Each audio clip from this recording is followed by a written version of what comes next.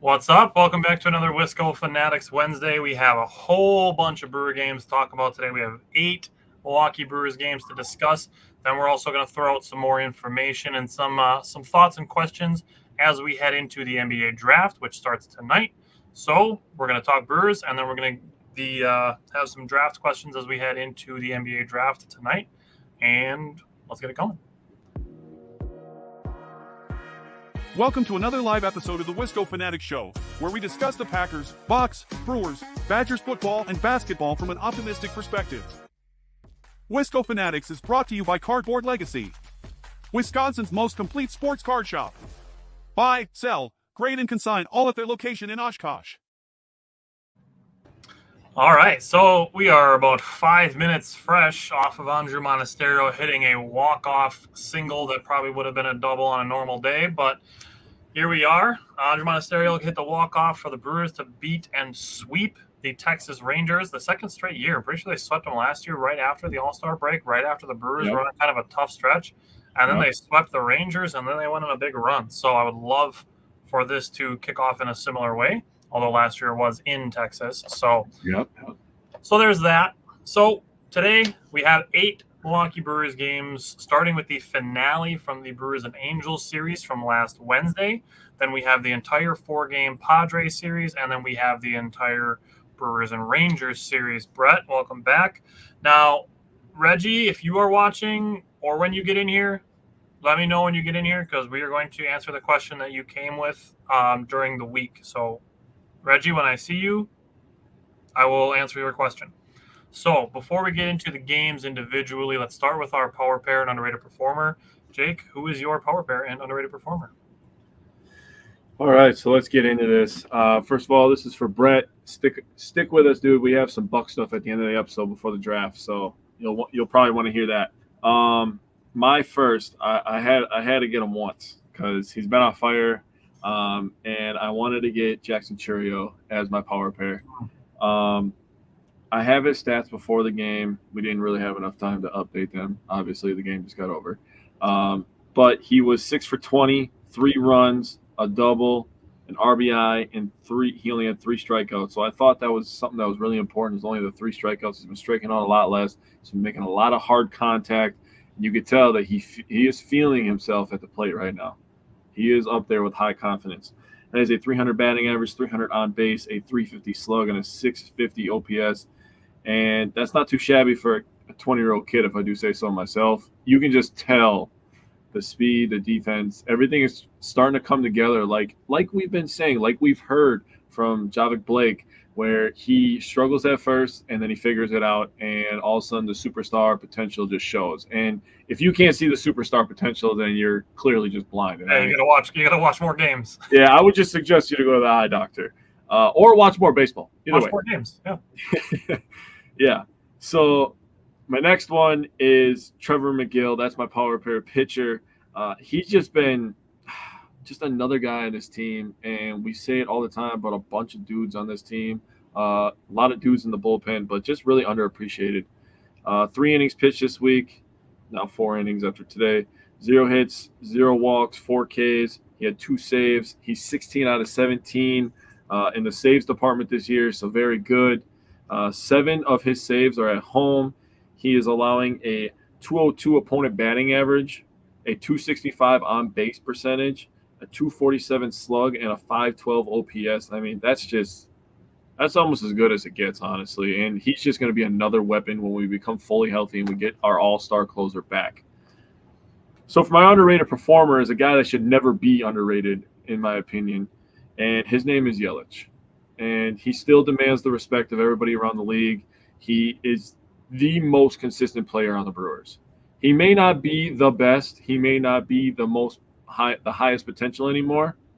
Contreras, I would still say, probably nudges him as the best. But there is no question in my mind who's the most consistent player on this team. Every single day, Yelich, 7 of 26. He had 6 runs scored. That was really what was the tipping point for me. He was getting on base and scoring runs. He had a double, 2 RBIs, 5 walks, and a stolen base. It's a 269 average. Nice. A 387 on base percentage, a 308 slug, and a 695 OPS. The guy just comes to work and does his job, and he clocks out, man. He's old school. So I want to respond to a few comments. Brett Yes. said that inside the park home run was beautiful. He's rebounding now. He's on fire. Let's not forget his age. That contract's starting to look like a steal. He's only going to get better. And that's absolutely true. Yes. Sub Azimuth Dash said 4 in a row. We are rolling. Yes, we are. That's one of those things where we'll get into game 4 of that Padres series. It's one of those things where you can't underestimate the momentum of just being able to pull up the finale of a 4-game series, even though you lost the first 3. Yeah. That's momentum. James, what's up? Welcome back. James, I'm going to give you a little bit of love right now, but it's for your baseball team. Jaron Duran, he's a stud. I really like him. He's an absolute stud. Big fan. And Brett, yes, Jared Koenig has absolutely been on fire. We're definitely going to have some thoughts on him during the show. My power pair consists of Brian Hudson, and my underrated performer is Sal Freeland. So Bryce Durang, 10 for 35 in the last week, 400 batting average, 4 runs, 7 runs batted in. He had the grand slam in San Diego. Also drew 3 walks and playing great defense as always. James said the Red Sox are playing like an MLB team. Highly recommended. Yeah, they are in the MLB, so that's true. And then Brian Hudson, my stats, my underrated performers and power pair does include today's stats. So Brian Hudson, 5 innings pitched in 3 appearances, only 2 hits, no walks, no runs, and 4 Ks. Brian Hudson really should be an all-star.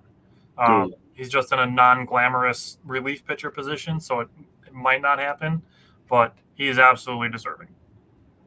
Yeah, you're not going to name too many players, especially relief pitchers, that are better than Brian Hudson, in my opinion. And if you are, they're going to be closers. Yep. And then underrated performer, Sal Frelick. I'm going to talk about this during some of the individual games as well, but I can tell, and I think you could tell too, that Sal Frelick is seeing the ball better lately. And it shows his batting average has gone up by 12 points in the last 7 games. In the last 3 games, he has 7 hits and only 3 strikeouts in the last week. And absolutely air Sal. Some fantastic defense as well. So let's get to that finale from last Wednesday, the Brewers and Angels game 3. What stood out to you from that? Yeah, pretty wild. We're about to talk about 3 different baseball teams facing the Brewers this week, but that's what happened. One of them includes a 4-game series. Yeah, right. That makes it even more crazy. But in this one, the Brewers ended up winning 2-0. Peralta was on the bump for this one. He gave us 6 innings, 3 hits. All the hits that he gave up were singles, 0 earned runs, 2 walks, and 8 Ks. So I just wanted to pat both of us on the back. I can't reach you, so I'll just pat myself. You could pat yourself on the back. We were talking about it.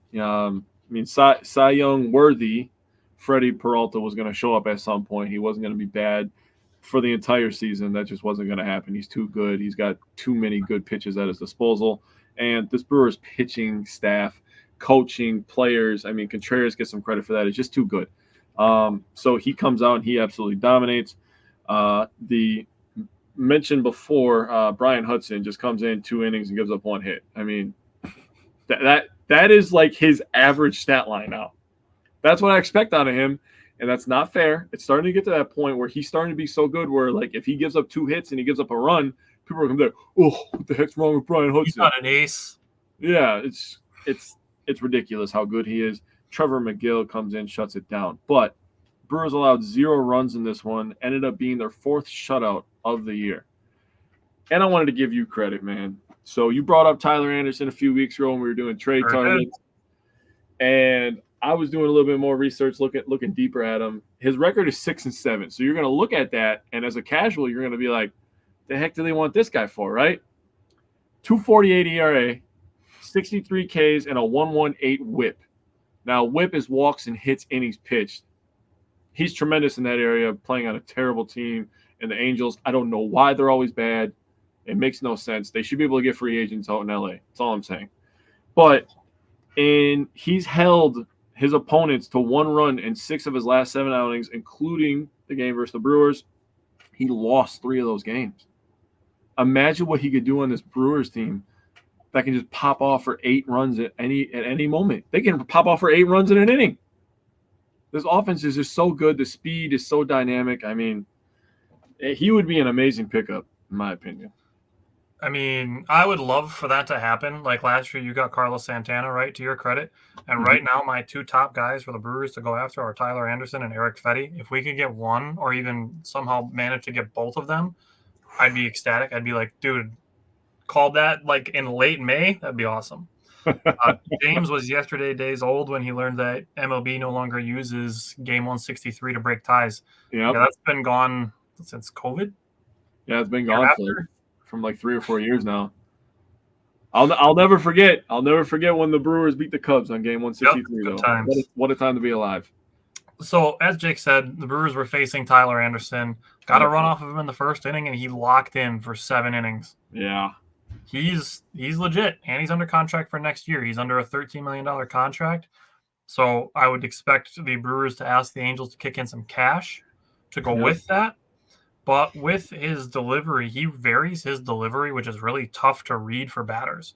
It's really hard to match the timing when sometimes he's got a big leg kick, sometimes there's no leg kick, sometimes it's just from the stretch. So that's tough to read.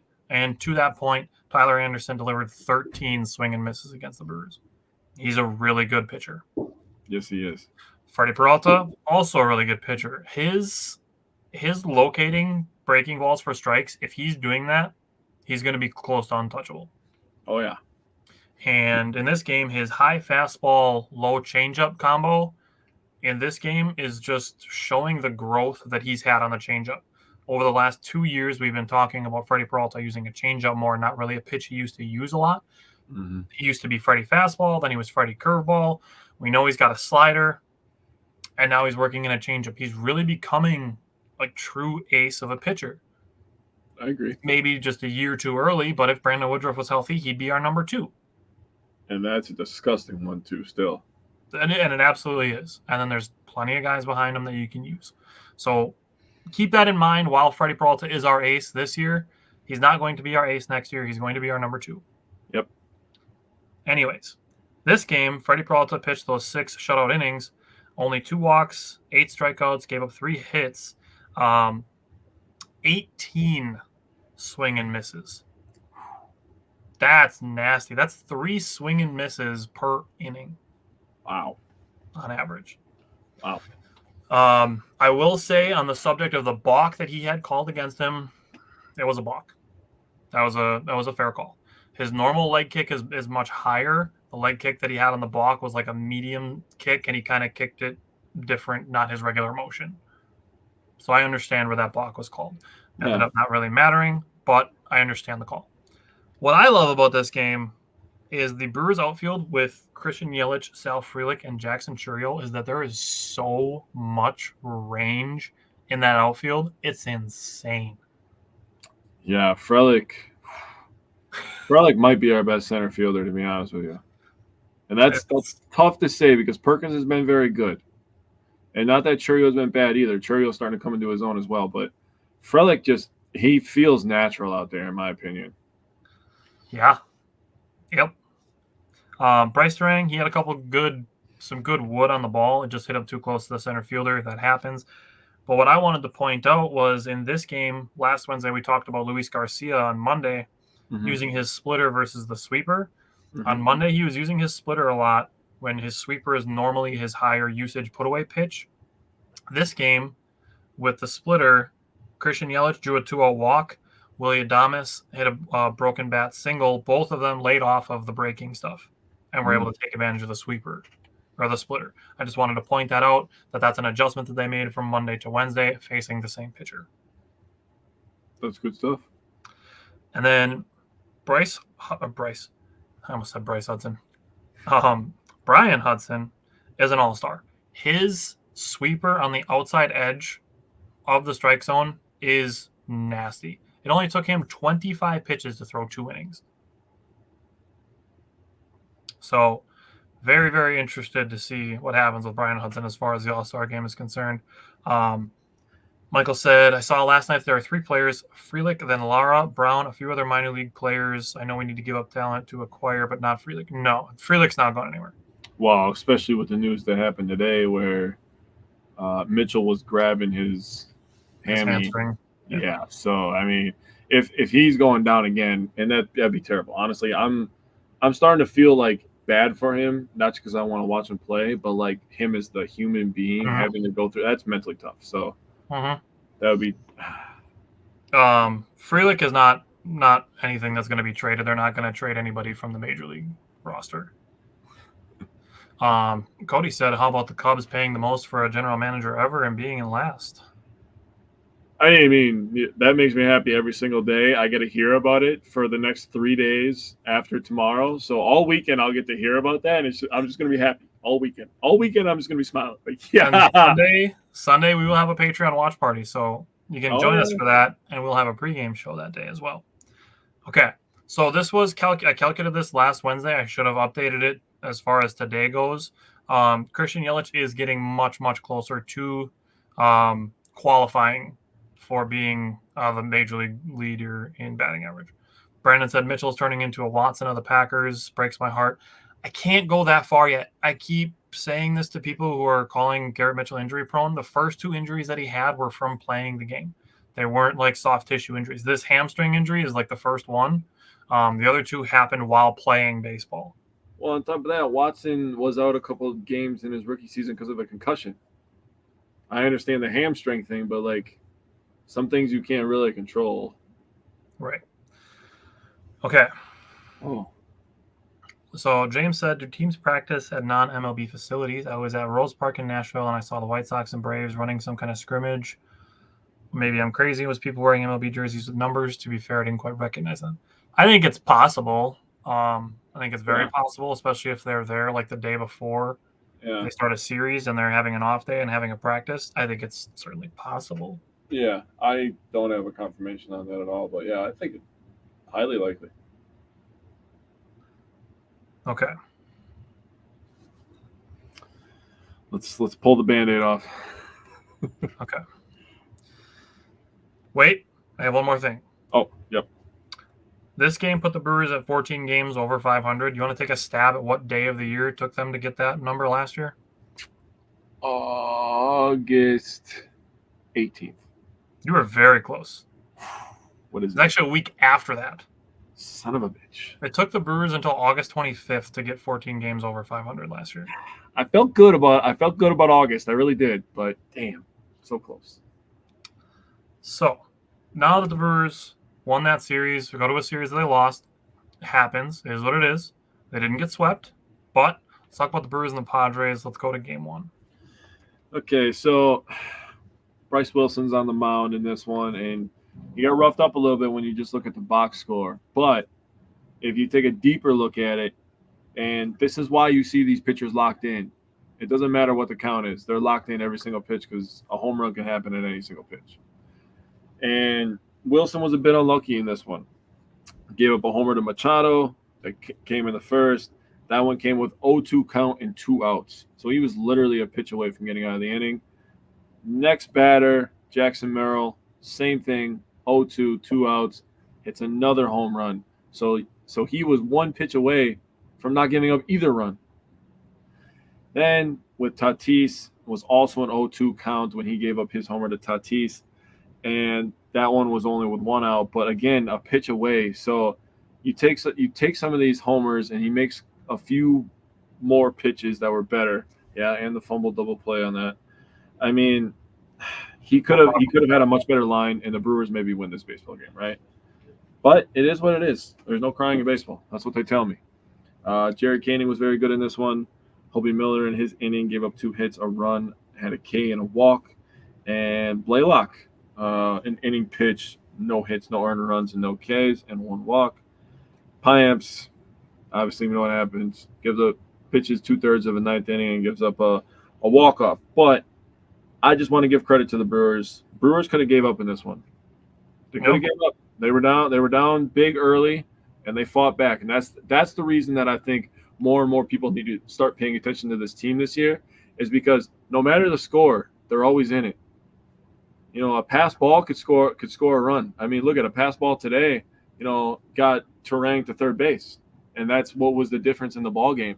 And the speed of this team, overall, we have to be one of the fastest teams in majors. Maybe number 1.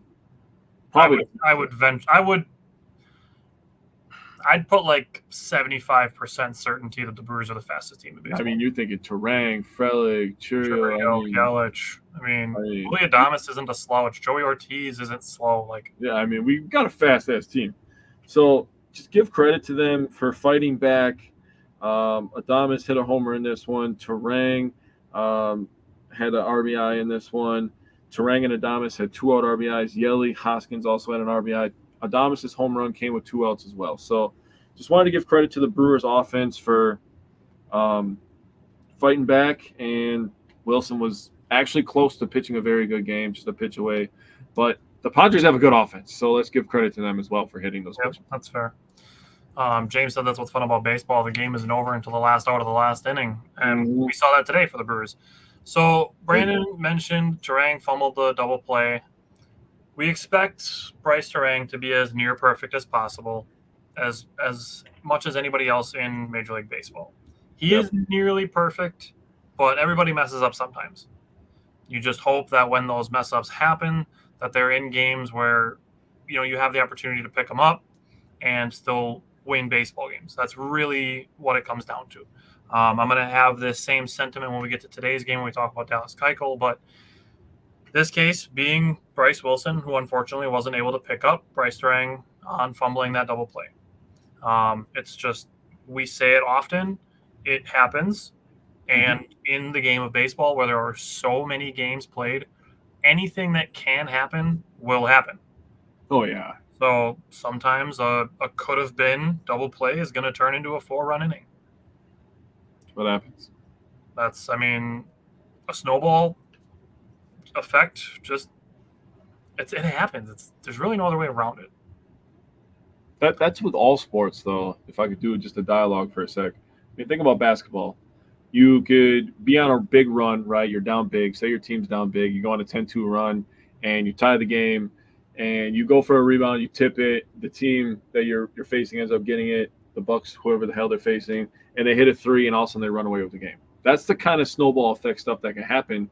These 50-50 kind of balls, the double play ball with Terang. In football, you could be marching down the field, you fumble the ball, the team picks it up, they run it back for a touchdown. Then all of a sudden after that, it sucks all the air, all the momentum out of the stadium. And, then it's a snowball effect, for the Packers. Hopefully not. But those kind of things happen in sports all the time. You take the good with the bad, right? As far as the 2 home runs that were given up by Bryce Wilson, the one to Machado was not an awful pitch. It was kind of right on the edge of the strike zone. That one, you tip your cap to Machado, who is a douche. But that's good hitting. That's that. The one to Jackson Merrill, however, I cannot believe he hit a home run on that pitch. Yeah. That pitch, a damn near could have hit him in the top of the foot. The fact that he hit that pitch for a home run, like that one, you just be like, all right, dude. I guess that's what we're doing. We're just hitting dingers on, balls that are right above our shoelaces.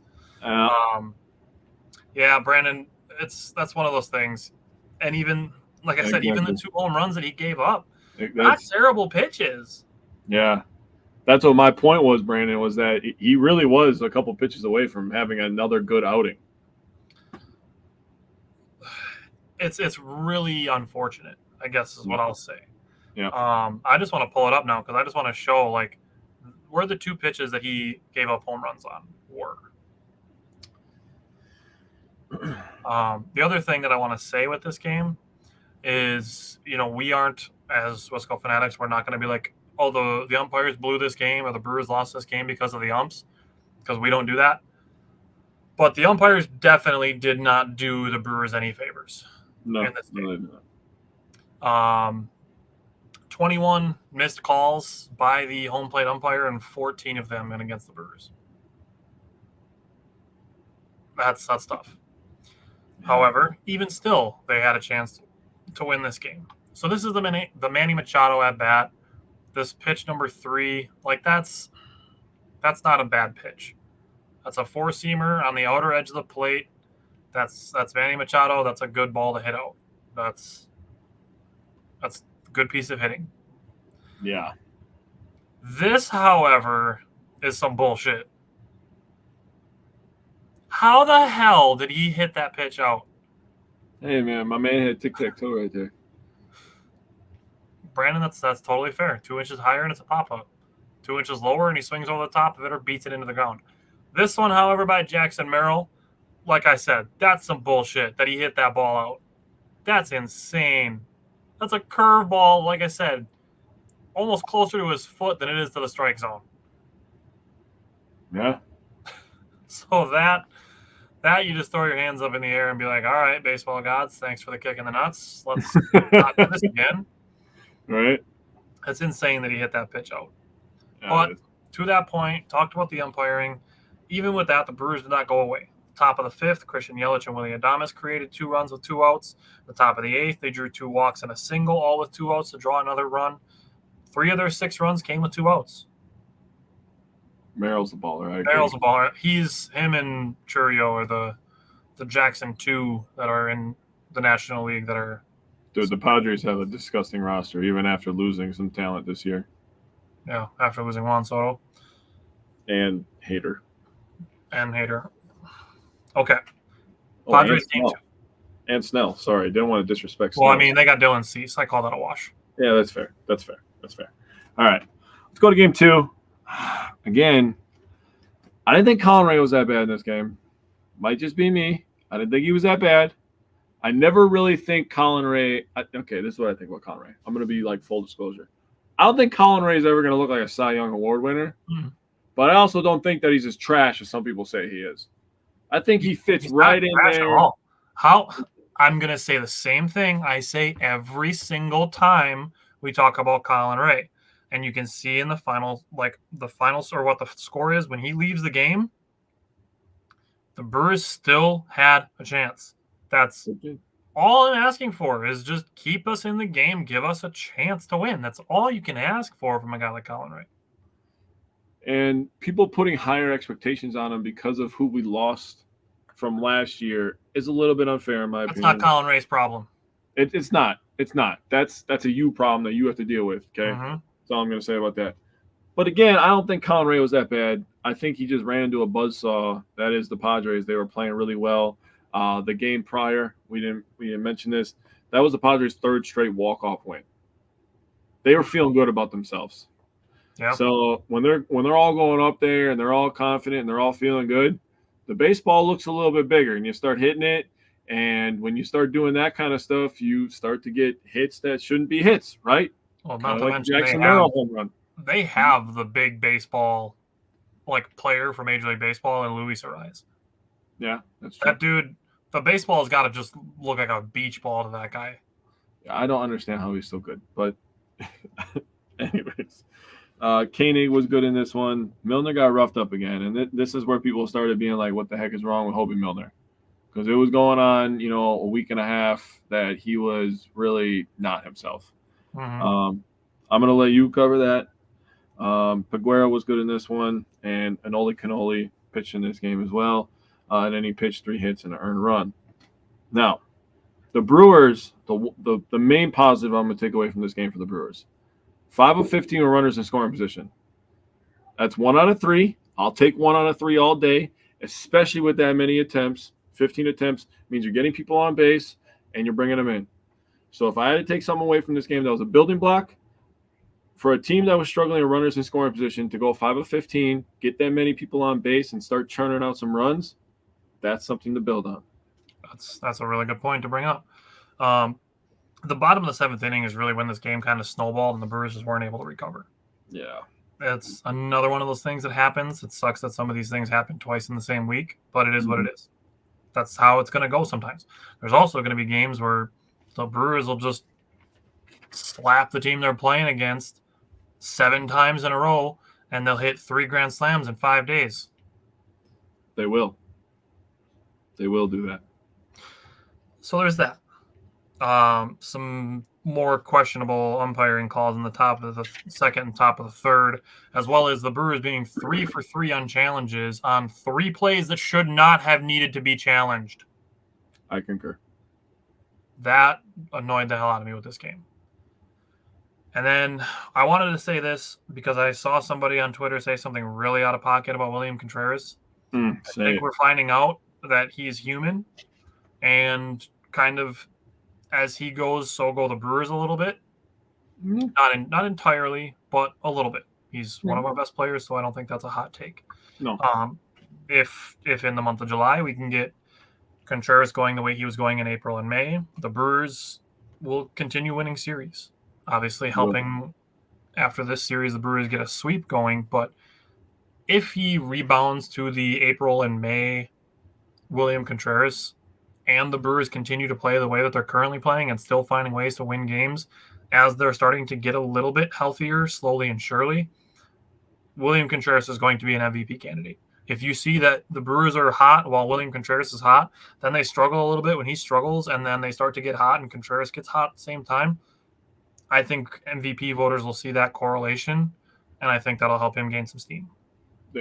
That is a good point, especially if we win the division, which we're currently on top of pretty comfortably right now. Right. So that said, just because William Contreras is not having a good month of June, I can't even believe this needs to be said.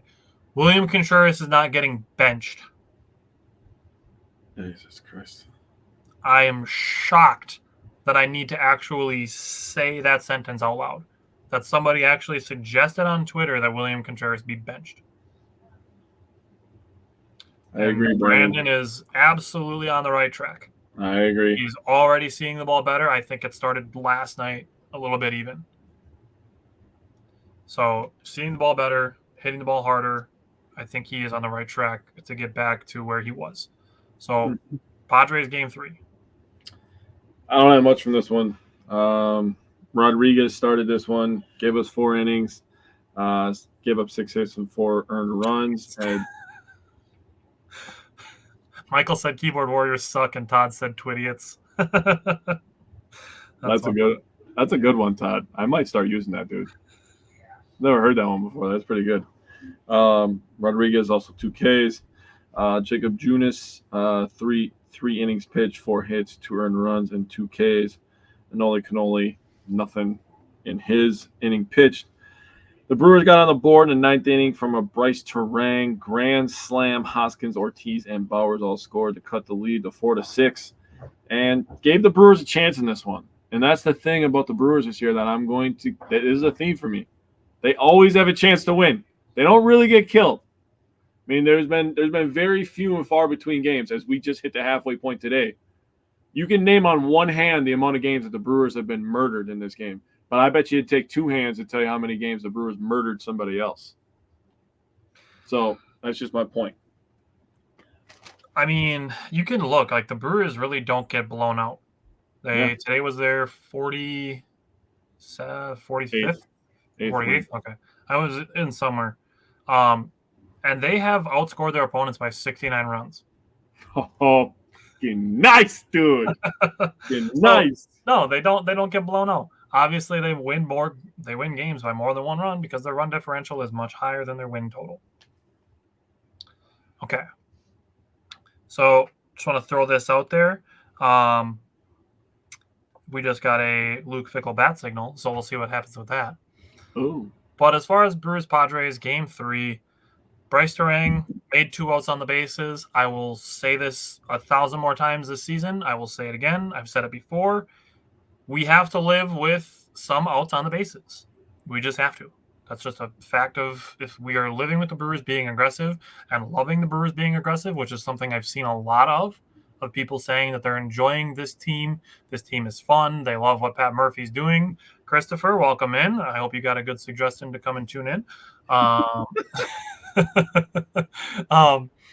We have to live with some of these things happening.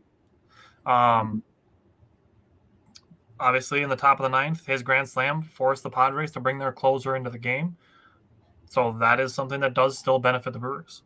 As far as Carlos Rodriguez is concerned, he was sent back to AAA.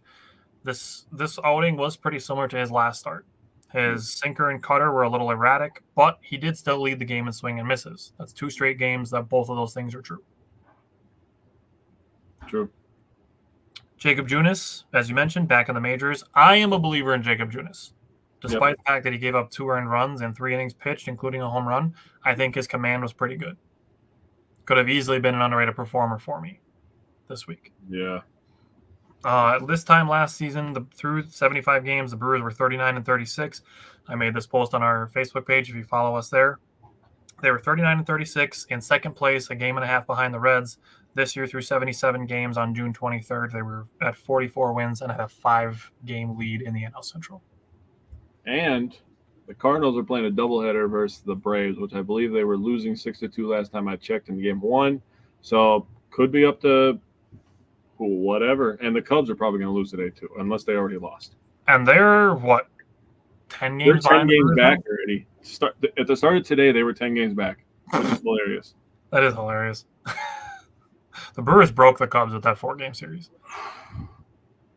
They did something, man. All right, let's talk about the W from that series, thanks to our Lord and Savior, Tobias Myers. Lord and Savior, Tobias Myers. So just one little update. The Braves did win game 1 6-2. So that's great for us.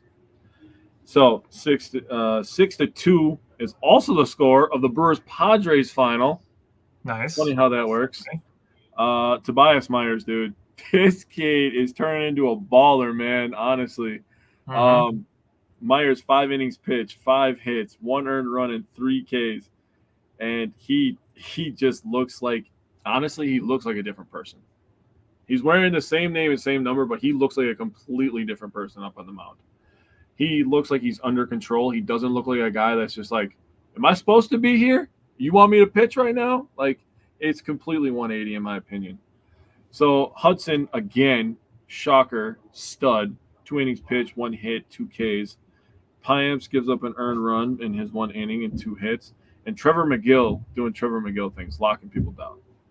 So 2 out RBIs in this one. You ready for this? Bowers, 2 out RBI. Perkins, 2 out RBI. Turang, 2 out RBI. Tyler Black, your boy, 2 out RBI. I mean, my goodness. And all of those except Bowers came in the top of the 2nd inning where Frelick hit a single and scored Adames. Perkins hit a single to left and scored Ortiz and Frelick. Turang hit a triple to right. Perkins ends up scoring on that. And Tyler Black hits a single to center to get his first RBI in his MLB career. So congratulations to him. He's going to be a stud as well. The Brewers have so many studs at so many positions. It's going to be unreal. And they're all fast, and they're all just like really good people and nice guys. And I couldn't be happier to be a Brewers fan right now, honestly. Yeah. Let's not go ahead and nuke that culture, by the way. Yeah, we're not having that discussion again. If you don't understand, then you can fuck off. I'm sorry. I'm sorry. It's honestly. Stop saying the guy's name. It's not happening. Not happening. Not happening. It's not happening. I was okay having the discussion once, twice, okay. Just like my children, if I have to tell you more than 2 times, I've reached my goddamn limit. You're gonna get the real Jake Net now. I'm really, really getting to a point where I'm gonna make a 4-minute video and be like, here's why it's never happening. You did this to yourselves that I'm doing this. I'm going to be snarky the whole time. And then every time somebody talks about it, I'm just going to post a link to the video so I don't have to keep saying the same things over. Yeah, we should start doing that shit. And you know what? Let's just make a video. I'll be the face. I don't care. Say, fuck off. Okay? Just make that a video. And then if somebody says some dumb shit, I'm just going to post that. I'm just going to say, fuck off. And that's it. I understand the sentiment behind saying that because it's a tired argument that people keep bringing up. Oh, he's just sitting there. He's just sitting there. It's done for. And okay, now I'm just going to say one thing, and then I'm going to move on. Okay. Brewers fans acting like the Brewers are the only team not signing him is ridiculous. All 30 teams are just like in agreement. Like, you know, even the ones with like lots of fucking money.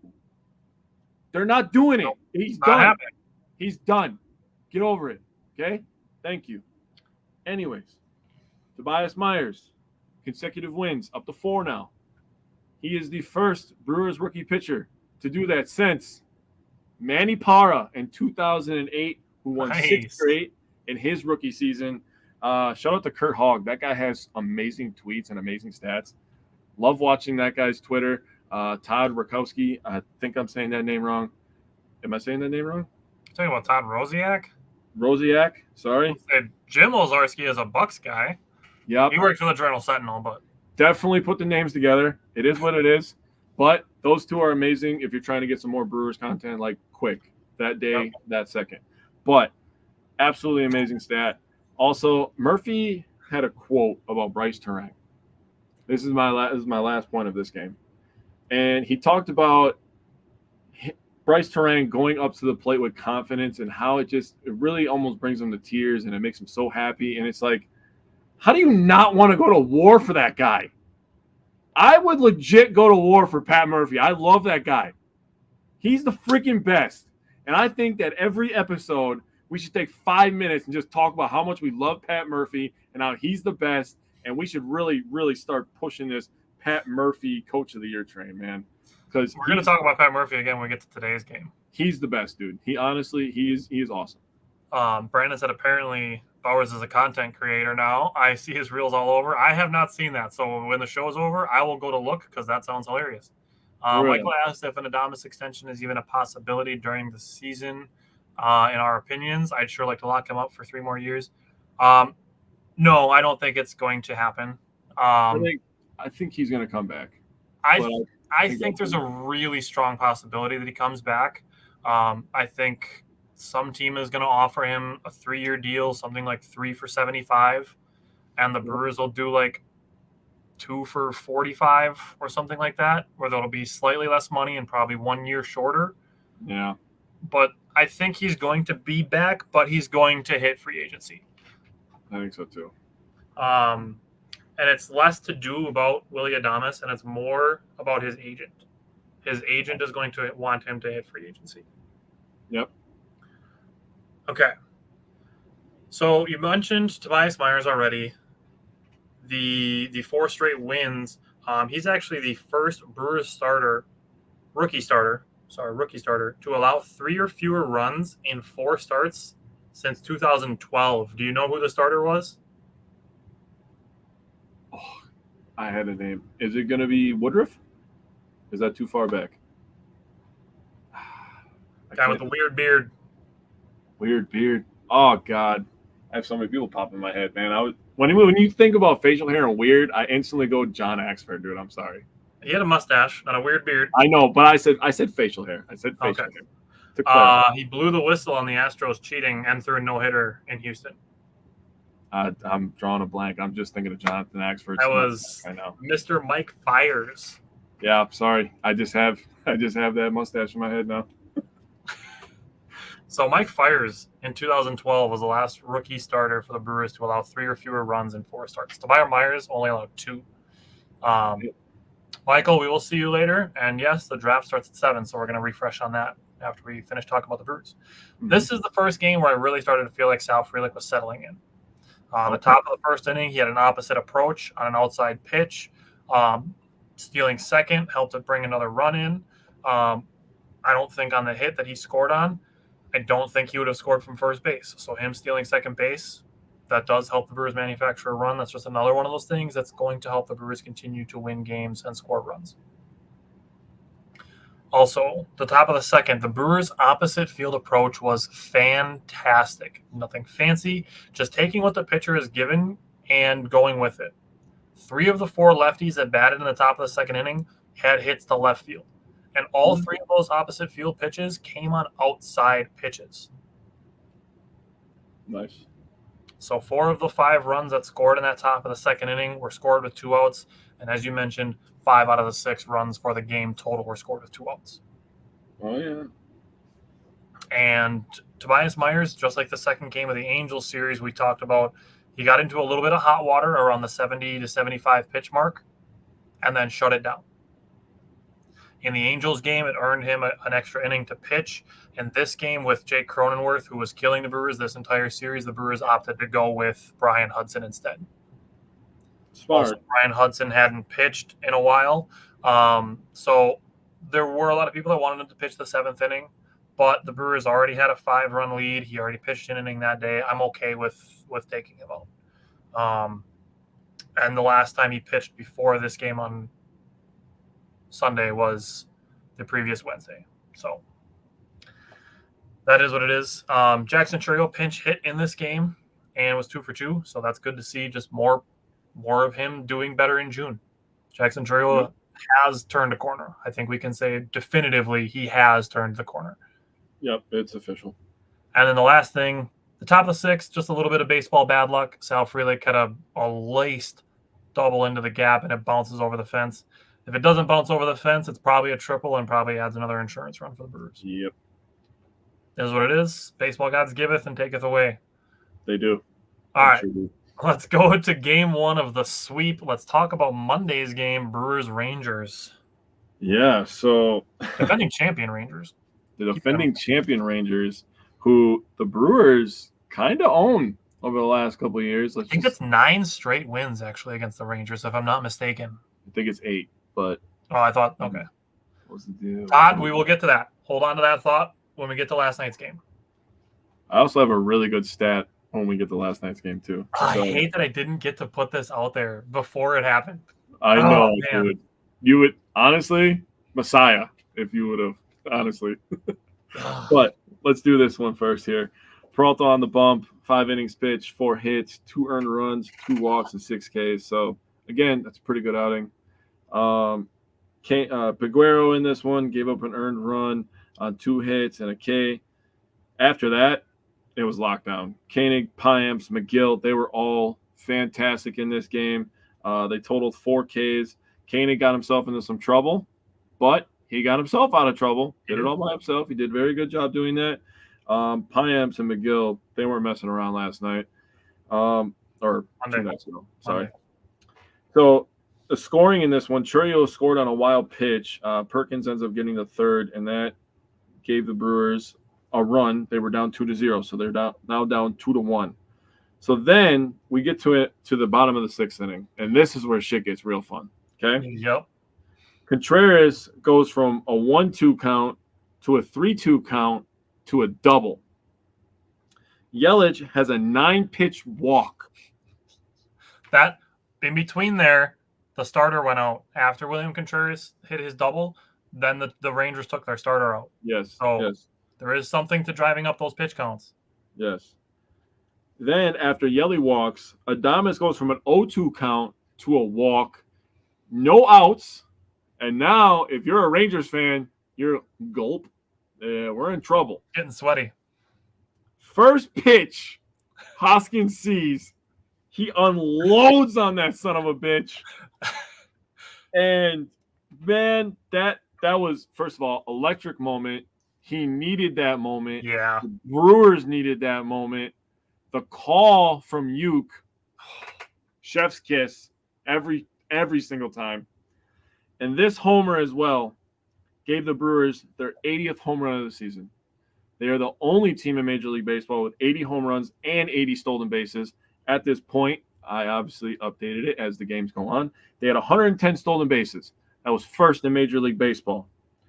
So that's all. Their 110 stolen bases already 9th in their team history. And Brewers team history is already top 10 season. So Tyler already knows, but I'm just going to tell everybody. The most stolen bases in team history is 256 in 1992. They are not touching that. It's okay. Kind of close-ish, but I'm not upset at it. So I was like, okay, they're not touching that. So then I was like, second place is 176 in 1987. They could get the second place. They're touching that. They're getting the second place. So this Brewers team, don't miss games, okay? Down the stretch, we're in the dog days of summer right now. But after the All-Star break, we get into August and September. I mean, you're going to be talking about some good memories that you're going to be able to tell your kids about this 2024 Milwaukee Brewers team because they're fun. They're going to have the second most steals in team history. Don't miss many. Also, I hope you all voted today and voted for Joey Ortiz, okay? The man deserves to be an All-Star.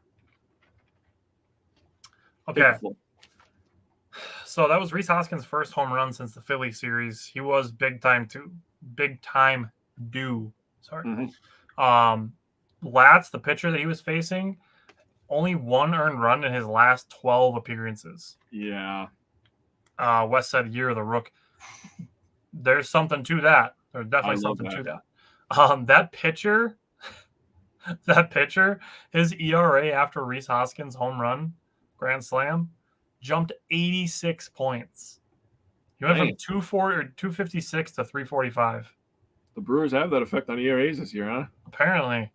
Brandon said Reese and Jake playing better. Bad news for Tyler Black. I don't think it's necessarily bad news. I think it gives him the rest of the year to develop, which, as much as I love Tyler Black, big fan. Hey. Trade bait. You guys want all those starting pitchers, right? We have to give something up for it. I'm just saying, Jake Bauers might be intriguing. He plays pretty good defense. He does hit homers from time to time. He could be a trade bait guy. It's not a terrible idea. Not a terrible idea. Do I think his knee is still bothering him? No. But I do think his hamstring could potentially be bothering him a little bit. Yeah. And not necessarily bothering him. I think it just needs just a little bit of patience for him to get back into like the mid-season form. Brandon, he's talking about trading Bauers, not Tyler Black. Tyler Black is 99% untouchable. No. I'm not trading Tyler Black. I'm trading Jake Bauers. Hell no, am I trading Tyler Black? Not in this universe. Nope. Or any other universe. Yeah. Tyler Black is the first baseman in 2 years. Oh, yeah. Tyler Black's probably the first baseman next year. Yeah, that's not happening. Cody said he was bummed he didn't get to see Max Scherzer. He's one of my favorite pitchers in the league. Well, it's all right. Not mad at it. He doesn't play for the Brewers, so I don't really care. Okay. Bryce Terang, Andrew Monasterio, Willie Adames flashed plenty of leather in this game, which was really exciting. The strike zone got super tight on Jared Koenig in the top of the seventh. But, Jake, to your point, you said he hung in there. He got a strikeout with the bases loaded. Jared Koenig has earned leverage. Yeah. And this is where I wrote down, I'm like, that's happened. I wrote it in my notes. It's real. I saw it. It's right here. Use Hobie Milner as an opener to get him back on track, ? I wrote that on Monday. We didn't get to Wednesday before it happened. It happened literally the next day. Damn, we got to get to a point where we can do this show every day so I can say smart things and then have it happen. Right. So with that, I do think the Brewers just in general need some middle ground on their pitchers. The Brewers in the Padres series had a couple of home runs allowed on 2-strike pitches off balls that caught too much of the plate. And then in this game on Monday, Freddie Peralta got ahead of the number 9 hitter, 0-2. He came all the way back to walk, which extended the inning, and Texas ended up scoring 2 runs. So there's a little bit of middle ground where some pitchers are catching too much of the plate, and then Freddie's not quite catching quite enough of the plate and wasting a couple too many pitches. So just need a little bit of middle ground. And if that's the case, Tobias Myers is your guy. But that is what it is. As far as Monday goes, that was their 21st come-from-behind win, which tied them for second in Major League Baseball. After yesterday and today, they will now be in second place in Major League Baseball in come-from-behind wins. Yes, so there's that. Brandon said 5 innings, 2 earned run is great. 104 pitches, though. Too many 3-ball counts. Freddie almost always plays with his pitches too much instead of attacking. And that's the exact middle ground we need. You got to have a little bit of middle ground of mixing some attack and occasionally wasting some pitches to see if you can get guys to chase.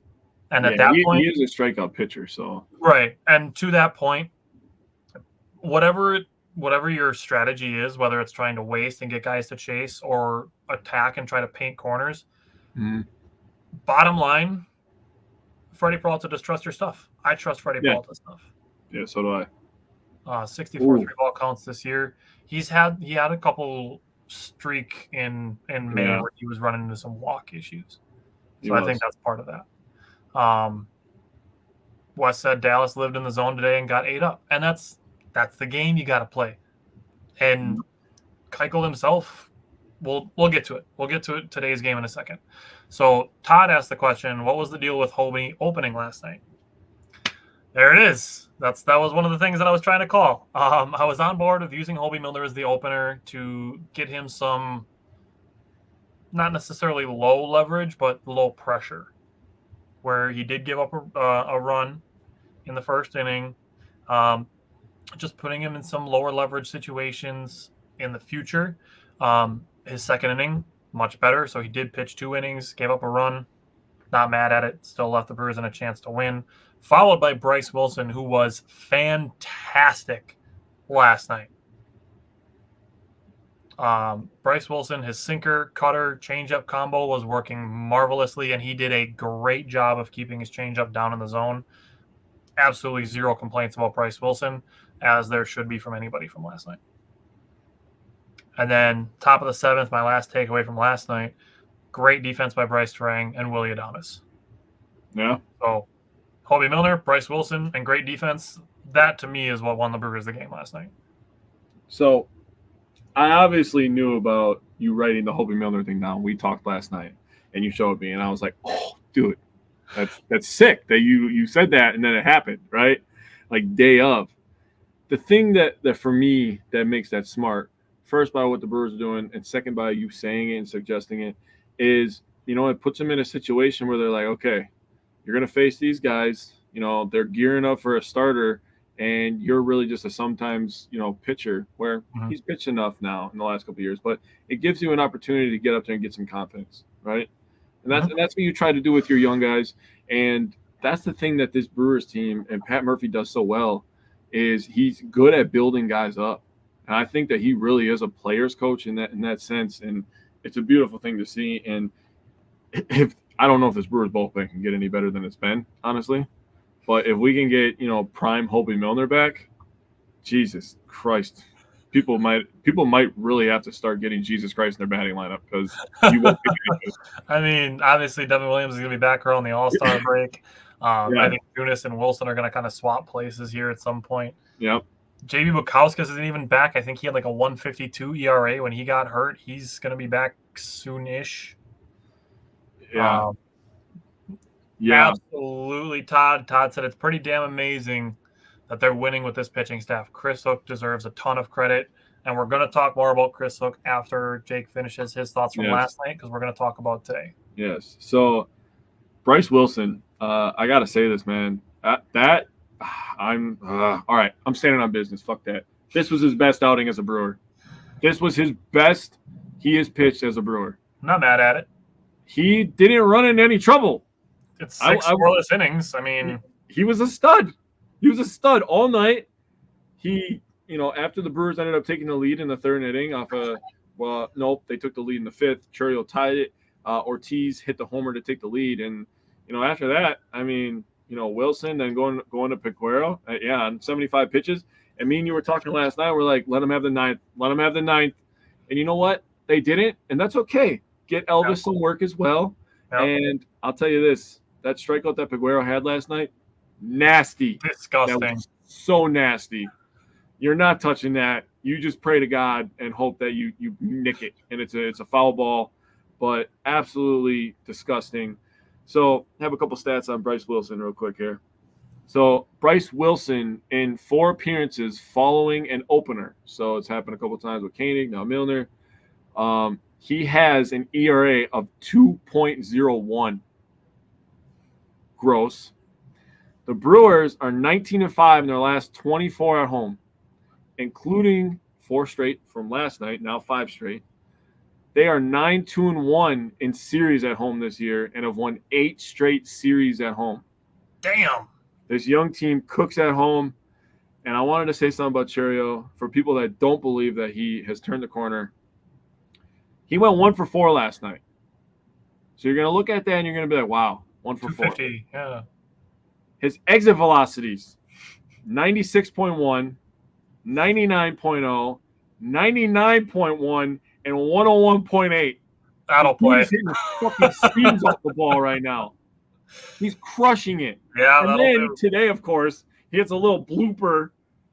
His first hit hits a little blooper, and you're like, yeah, he was due for a hit like that after crushing the ball all night last night. Exactly. All but one, Brandon. All but one. All but one. But he was due for a hit like that after crushing the baseball all night. But a great team win for the Brewers last night. Pitching, defense, they got timely hitting. Great win the series. You move on to today, and here we are. Okay, let's start the conversation with Dallas Keuchel. Wes, the first thing he said was Dallas living in the zone today and got 8 up. Cody said we can't just hold Dallas and then throw him in desperately. And then Brad said, people complaining about the Dallas pickup, get over it. It's a small market baseball. It costs us basically nothing. If it doesn't work out, at least he's eating innings for others to rest. And today, that's the bottom line. Today, the bottom line is he 8 innings and the Brewers won. That's the bottom line. So, Yeah, Brad, that was the that is best outcome. absolutely, totally fair. And my thing on this is he got here last night. Yeah. Somebody commented on the post that we made yesterday about the older pitchers that the Brewers have brought in kind of at the tail end of their careers. Last year, Julio Teheran, the years before, talking about guys like Gio Gonzalez and Brett Anderson and Jhoulys Chacin. Bringing guys like that in and getting the last bit out of them. Today is not enough to make the choice of if or not he was a good decision to be brought in. Brandon said give Chris Hook 2 weeks with him, and then we can make a decision. I'm totally on board with 2 weeks. I was thinking something like 4 starts. Yeah. So that totally fits with that. It's too early to know if he's going to be good for us in the long run because our pitching staff, our pitching lab, has not had a chance to work with him yet. Yep. That's the thing. So people who were commenting on our stuff today and being like, "Oh, how did that work out?" Like, it's day 1, dude, and the Brewers won. They did. So Keuchel was up and down. The second inning was a little rough, and the fourth inning was a little rough. First and third, awesome. So if we can just have him pitch every other inning, that'd be awesome. Just have him pitch all the odd numbered innings. He was going crazy. But it doesn't work that way. But like I said, give the Brewers pitching staff, the coaching staff for pitching, some chances to work with them before we're being like, no, this is a failure. Why did they even do this? He gave up 5 runs in his debut. Like, let's just give the pitching coaches a little bit of time to work with Dallas Keuchel before declaring that he's not long for the Brewers. Right. That's another fair point, Brandon. Just meeting Contreras today. That's totally fair point. So I'm very interested to get the pitching lab working with Dallas Keuchel. Now, I do want to say he has mentioned Milwaukee as a place that he's been wanting to pitch because of the way they play defense and because of the way they have fun. I swear to God, if this hasn't been something that I've been saying this entire year in response to Willie Adames and the pitcher who shall not be named, as a small market, our biggest advantage is our people. That is what's going to get people to come here. That is what's going to get people to stay. There is not a chance that they are going to bring in somebody who could jeopardize that. That needs to be gotten through people's heads who want the TB pitcher. He is not coming here because he will nuke our biggest advantage. And even if he's a good teammate while he's here, just the fact that the Brewers would be willing to consider a guy like that says that they don't care enough about the culture that they have built to want to continue that. That they are going to prioritize grabbing a guy who can maybe help them win a couple more games in exchange for compromising the biggest advantage they have to compete with big market teams, which is the people. It is the clubhouse. It is the building that they are playing in. That is why the Brewers will not sign that pitcher. Culture is the biggest point of emphasis for every winning team. Think of the Packers in the NFL. Great culture. Steelers, great culture. Patriots for 20 plus years, great culture. Ravens, good culture. Those teams consistently win. In the NBA, man, the Bucks have a great culture. They really do. They have a great locker room, a lot of great people. See? That's what I'm saying. Culture is the main point of emphasis. This is why it's funny that the Dodgers always do this. Now I'm going to shit on them. You think you could just pay a bunch of people, slap it together, and then you're going to win the World Series? That's not how it works. That's literally not how it works. You have to build relationships with people. Baseball example of culture is the Cardinals. That's fair. That's fair. That's a really good one. The San Francisco Giants are another perfect example. Yeah. Cody, it's always. I agree. And that's the thing. There are a couple teams that could take a flyer on that guy. But it's only going to be a New York, Chicago, or LA team. Those are the only ones that can handle the public relations nightmare that will be. Because they're used to it. And because they're big markets. Yeah. Todd, yes. New York in general. Just, yeah. Yeah. I mean, look at the Mets a couple of years ago. They bought a bunch of people, traded for a couple of guys, and there was like they were practicing their World Series celebration in spring training, and it's like it's not how that works, guys. Yeah, It's San not at all Diego's how that trying to do works. it too. Yeah, it's So ridiculous. people is the advantage. Mm-hmm. People who, to get into today's game, obviously we mentioned just Dallas Keuchel, guys having fun. Andrew Monasterio coming through with a walk-off. Man. As soon as he came up last year, we noticed and credited and pointed out that when Andrew Monasterio got up here, he was just up here with a smile. That's all he was doing. Everything he was doing with a smile. Yeah. And today he got to be the hero. And I said it in the chat that we have. I adore Andrew Monasterio because that man is having fun every single moment he's here. And if there's somebody that's been through some shit in life and showed perseverance and a guy that deserves it and a guy that's been really valuable to the team and really underrated, it's Andrew Monasterio. Yeah. And bringing in a guy like Rhys Hoskins, who has nothing but great things said about him by former teammates. Yeah. Absolutely, Todd let the Cubs sign the anonymous pitcher. Absolutely.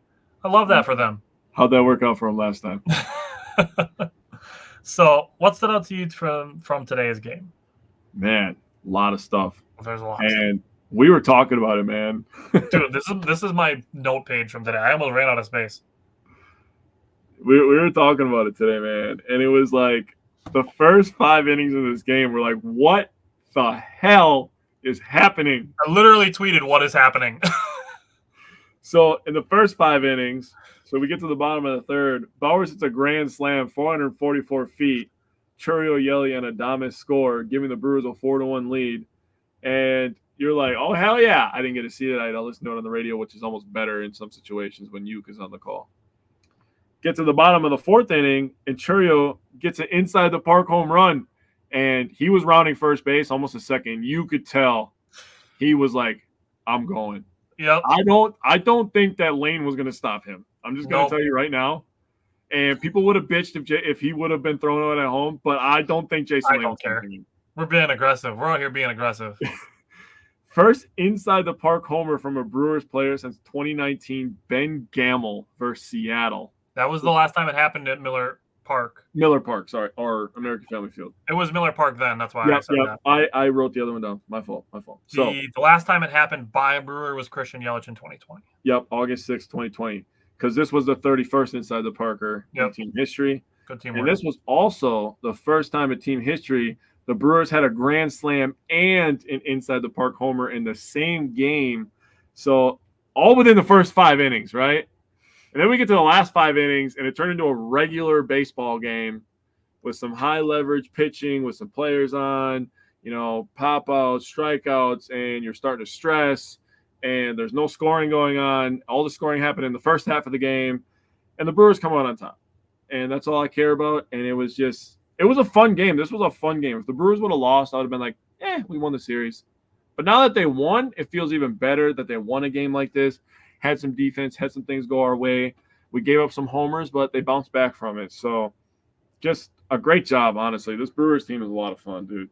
And they're at 48 wins now, when their projected win total was between 77 and 79. I don't remember which one it is, but I think Vegas had them at 79.5. They're literally almost there. They're like so close, and we're only halfway through the year. Yeah, on pace for the team record to tie the team record 96 wins. Yeah, and that's if they don't get better, which they should, given the fact that they're going to get healthier. True. Very exciting prospect. So, Sal Frelick, this was another game where I really felt like he's seeing the ball well. Mm-hmm. Another 3 hits, as I mentioned. He's got 7 hits in the last 3 games that he's played. Yeah, he's balling. Sal is on a tear right now. Yeah, he is. Christian Yelich, I believe, also had 3 hits today. I think all of them came with 2 outs, if I'm not mistaken. And an intentional walk. Yep. I can double also check. Stole his 200th base today. So this year, Christian Yelich has hit 300 doubles. He's hit 200 home runs, and he's hit 200 stolen bases, milestones for his career, which is really cool for Christian Yelich. Jackson Chourio got the true inside the Parker. I still hold the one that he had in LA should have been an inside the Parker. I don't think the right fielder did anything to misplay that ball. But it is what it is. He got the home run today. I wanted to say this about Jacob Junis, progressing really well. 2 scoreless innings pitched. Had 1 walk, 1 hit, 2 strikeouts. Trevor McGill in the top of the 9th inning should have had a strikeout, should have had a looking strikeout, but instead called a ball, and it turns into a double play. So baseball gods throwing us a bone there. Appreciated that. And then the last thing that I wanted to say outside of Andrew Monasterio is really seeing Willy Adames' plate discipline on display. So looking at Willy Adames, he has his whiff percentage and chase percentage are the lowest rates that he's had since 2019. Love that. And his walk percentage, he is in the 90th percentile in all of baseball. Love that. So people claiming that all he does is strike out, it's just not the case. Well, they haven't watched very much this year then. So, I mean, he's in the 90th percentile for walk percentage. He is at 12.1% on walks. He is striking out 20.7% of the time. That is by far his career low by over 5%. And the major league average is 26.9. So he is over 6% below major league average and over 5% below his career lowest. So he's striking out less than 21% of the time when the major league average is about 27. So this Willy Adames just strikes out narrative can just be completely gotten rid of. It's just completely false at this point. And we'll end on it again. Andrew Monasterio got to be the hero. Love to see it after the Brewers kind of fumbled an opportunity in the 9th inning to get up in the 10th after Jared Koenig, who, like I said after Monday's game, deserves leverage, comes through again to get a scoreless top of the 10th after giving up a 2-out walk, had 2 strikeouts in the inning and the ground out, and the Brewers win it in 10. Yeah, great game. Great game. Absolutely love it. Just like you said, a great game. Tale of 2 games. The first 5 innings were very different from the second 5 innings, but Brandon said if Yelich can keep playing, he will have a shot at the NL batting title. Would be number 1 today, but he's like 20 at-bats short. He's very close. Last Wednesday, he was 48 at-bats short. So basically, he needs 3.1 at-bats per day. So any day that he's got 4 or 5 at-bats, he's making up that ground. So he'll be over it. Also, good call by you. All of his hits were with 2 outs. Nailed it. I double-checked for you. Nailed it. Okay. So next, the Brewers are off tomorrow, well-earned off day. Mm-hmm. Then they play Friday through Sunday against the Cubs, and then they start a 4-game series at Colorado. We will have the first 2 games of that series next Wednesday, so that's 5 games between now and next Wednesday. I'm going to say a 4-in-1 week. I'm ready to sweep the Cubs this weekend. 5. We're sweeping the Cubs. We're winning the series versus Colorado. We're going to guarantee the split by next Wednesday. So love it. 5. I'm in. Brewers are dude, people are heating up. We were talking about it, dude. Chario, turning the corner. Frelick, you talked about it. He's absolutely on a tear right now. Yelich is on a tear right now. Contreras looks like he's seeing the ball a little bit better. Hoskins is heating up. I mean, if the Brewers just can get this consistent pitching, the bullpen does what they're supposed to do, 5-0 week could easily happen. Yeah, I'll take a 9-game winning streak. Dude, if we're on a 9-game winning streak, I'm about to be cocky up here next week. All right. So before we switch gears into basketball, reminder, follow us on Patreon. It's $5 a month, 2 watch parties a month. You get to pick which ones we do. We have one coming up on Sunday. There will be a 30-minute pregame show that we are doing ourselves. So come check us out on Patreon. You get the link on that day, and we'll be live 30 minutes before game time with our own pregame show, zooming into just the one specific game that allows us to get a much closer approach to the individual games. Tim, we're not done quite yet, unless you're leaving, but we're not done yet. It allows us to get a much closer look at the game. So that'll be Sunday for Brewers Cubs. So hopefully we're wrapping up a sweep that day. All right. Ready to have a little bit of Bucks conversation before we wrap this up. Yes, I have 3 questions for you. So okay, I have 3 questions. 2 of them are draft related, and one of them is more free agency related. Oh, okay. So I'll ask that one first, and then we can talk draft. Okay. My one free agent related question is: would you sign John Wall to be the backup point guard to Damian Lillard?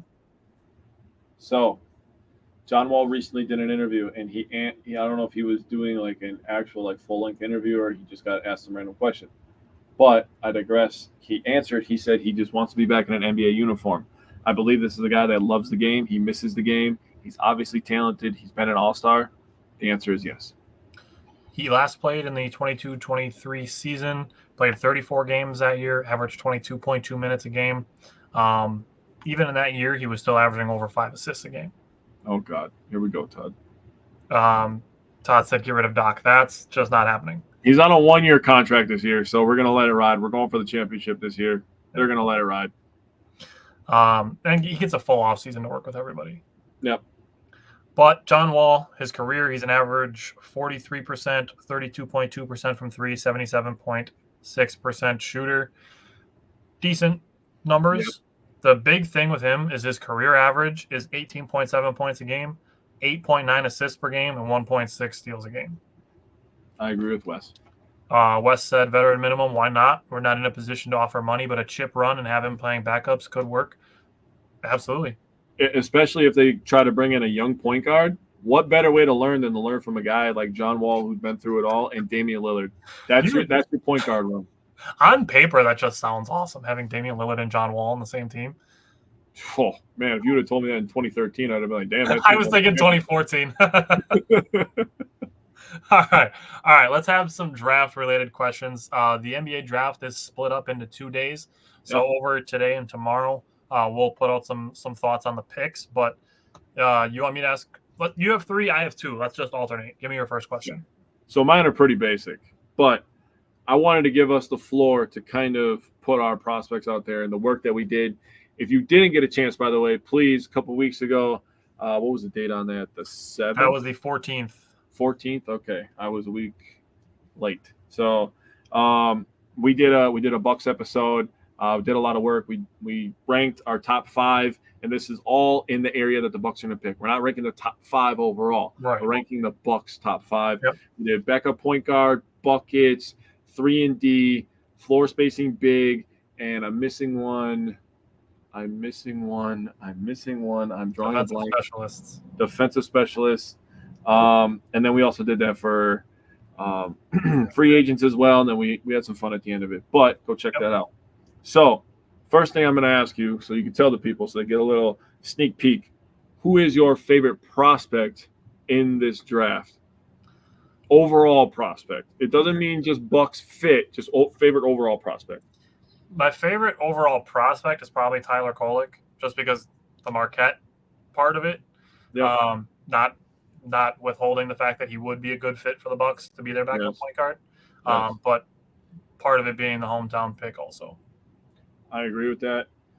He'd be a great pick. But my favorite prospect, I think you know this, is Deron Holmes II. I see him as basically an Aaron Gordon copycat, the way that he can score from 3 levels, play defense. I think he'd be absolutely a home run hit for any team that picks him in that middle area of the draft. All right. My first question for you, are you open to trading the 23rd pick? I mean, yeah. I think John Horst has gained the respect to have a little bit of leeway with any trade that he does. Now, there's a lot of people out there that freaked out when we traded Drew Holiday for Damian Lillard because, 2020 vision after everything all the dust has settled and the Celtics have won the title and the Bucks had the year that they did. But I still think it's a win of a trade for the Bucks, the way that they looked at it, the way they were trying to go for it. I think any move that Horst makes is going to be a winning move. So, yes, if he has to trade pick 23 to get a defender, I would do it. Okay. I want to look. I'm just going to pull it up quick. Would you trade Brook Lopez and the 23rd pick to the Nets for Cameron Johnson? I have actually seen that one before. Now, that makes it tough. So, here's one thing I have to know. And people might call me crazy for saying this, but this is just how my heart feels. I need to know if Bobby Portis is getting an extension first. because otherwise we really have a glaring hole. We have a glaring hole. Okay, so Bobby can play center. Bobby can play power forward. Bobby is your scorer and energy guy off the bench. If Bobby Portis is only here for 1 year, it goes bad, he leaves, who do you fill that spot with? Then you lose Brook Lopez, Drew Holiday, and Bobby Portis, a lot of nucleus of the championship roster within a couple of years. I don't think that's something that people should really be scoffing at. So I need a Bobby Portis re-up for 2 years just to open the window, keep the window open a little bit, keep some of the nucleus together. But Cam Johnson, that's tough. He's not a very good defender, but he is a floor 6'8" bucket, though. He is a floor spacer. So I am going to say no on that, though. I'm going to be honest with you. I'll just keep Brook. Brad, I understand that everybody wants Giannis to play center and play small ball, but just the most important thing to the 2024-2025 season is going to be their health. And Giannis at center, it just doesn't bode well for his long-term health. Thank you. That's everything I've been saying to people. You people were literally 2 months ago just bitching about Giannis. Oh, he signed a 5-year extension. Oh, shit. Damn, OG re-up with the Knicks. The Knicks looking dangerous. But anyways, people just complained and bitched about Giannis' health over the last 2 playoffs, and now you want to put him at a more physically demanding position? Not all teams are playing smaller, though, Brad. Look at the Timberwolves. The Timberwolves are not playing smaller. The Mavericks really aren't playing smaller. The Knicks, if they hold on to Julius Randle and Mitchell Robinson, they're probably losing Hartenstein, but they're going to play some small, but they're going to be big still. The Heat are not going to play small outside of Bam Adebayo. I mean, the Celtics some teams are playing smaller, but it's not the small ball revolution that there was in the late 2010s. I think it's starting to even out, in my opinion. Yeah. The Thunder, if they're going to try to pair Chet Holmgren with Isaiah Hartenstein, they're not going to be playing small. No. The Magic are not playing small. Lots of teams with size. Yeah. The Cavaliers are not playing small. Right. That's just off the top of your head. That was very good. Nicely done. Nicely done. I know stuff sometimes. All right. Give me your next question. So, following the same kind of, ordeal here, who's your sleeper pick? My sleeper pick. I'm kind of leaning Tyler Smith. Oh, yeah. I don't think he's being picked at 23, but if he doesn't go between 23 and 33, I would love Tyler Smith with a 33rd pick. He's definitely my sleeper. Oh, yeah. So, my sleeper. I was talking about him quite a bit, but Enrique Freeman out of Akron, dude. I think this is a guy who's a developmental guy. Will take a year or two, which the Bucks have a few on their roster already, so people might not like this answer. But a guy who's 6'8", 6'9", 3-level scorer. He has a really nice right-hand hook over his left-hand shoulder. I mean, he plays defense. He's long. He's athletic. He's competitive. I think he would be an absolute steal late in this draft, whoever ends up getting him. All right, give me your next one because my last one was kind of a final question. So give me your next one right away. Okay, so I'm going to put us on the spot. Who are we picking at 23? That's literally what my last question was. So all right. I have kind of a hot take. All right. So the conversation around the Bucks has been that they don't want somebody that's developmental. They want to pick guys at 23 and 33 that are going to help them win now. Yep. So with that, my hot take is that they're going to take Terrence Shannon at 23. Ho. Okay, so before I answer, I fell in love with Kelly Oubre last year. I was like, dude, he'd be a filthy fit at the 2 spot for the Bucks. You still give Chris the ability to play how he wants. He can fit with Damon Giannis. He's a good defender. He shoots threes good enough. I saw Terrence Shannon get compared to him today, and I'm like, sign me up. Sign me up right now. He would be a fantastic pick tonight. Almost everything that I've seen is that he's going to go between 23 and 33. So I've been kind of hoping that he would make it to 33. Yeah. But I think the Bucks are taking him at 23. I would love that pick. I would absolutely be ecstatic. I think we're going to end up with Ware. I think we're going to end up with Khalil Ware. I'd be ecstatic with that also. I think they are going to trade Brook Lopez tonight. I think they're going to trade Brook Lopez. They're going to get Khalil Ware. And if they trade Brook Lopez, And it wasn't just in our chat. I was reading Twitter all day today at work. I hope my boss isn't watching. I apologize. I'm not sorry. But I was seeing rumblings, and we saw it last year during the trade deadline of Andrew Wiggins. So if they get Andrew Wiggins and Khalil Ware, I'm just saying, bro, the Bucks reloaded like a motherfucker. Bro, if I call Andrew Wiggins like 7 months before it happens, I'm throwing myself a parade. Just the fact that they even checked in on him and it was something that I floated out there, like, I will be running around tooting my own horn for the next 24 hours. Hey, I'm for it. Dude. All right. That said, the draft starts in about an hour and a half. We're probably about 3 hours away from the Bucks pick, but very interested to see who they end up with at 23. Yep. I'd be very excited if it was Khalil Ware. I'm very interested to see if Terrence Shannon makes it to 23, if the Bucks would pick him. I do think he's one of the more NBA ready guys. And then tomorrow night will be more like tomorrow afternoon, because I think it starts at 3. Yep. Central time. So that'll be the second round of the draft. After that is done, the first 2 rounds, then we're going to make some graphics and put our thoughts out on both picks at once. So stay tuned for that tomorrow evening. Other than that, Jake and I will be back on Sunday. If you follow us on Patreon, if you're subscribed to us over there, we'll be live for the Patreon on Sunday for the Brewers and Cubs game, 30 minutes before game time. With the pregame show. And then other than that, we will be back next Wednesday with some more Brewers games and our thoughts on the Bucks draft. Other than that, you got anything else? Go Bucks, go Brewers. All righty. I will see you Sunday.